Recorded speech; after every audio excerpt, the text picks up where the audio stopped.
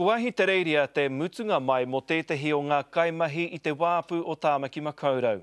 Nōna tētahi o ngā tūranga e toru rau e rua te kau, tērā pea ka poroa a ngā rā e haere ake nei.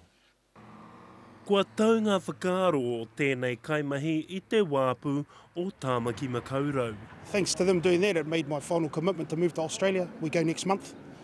That was pretty much the catalyst for it all.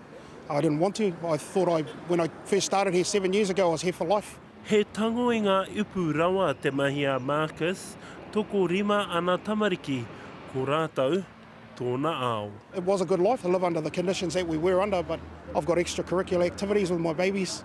My coach, we're really heavily involved with the education system, with schools. Ko te tonua te wāpu ki ngā kaimahi, ko te whakapiki i te utu, mā te kau o rau, ko te wangawanga ia, i raro i ngā kirimana hou, ka iti ake o rātau haora mahi.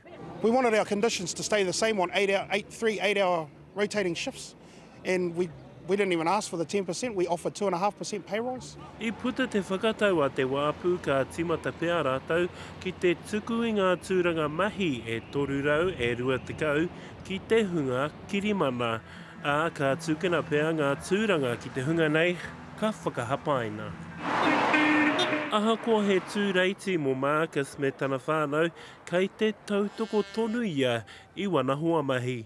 Ka wehe atu ia ki ahi treiria a te marama e tū mai nei. Ki te mahi pea i ngā maina, Anzac Pikia, te karere.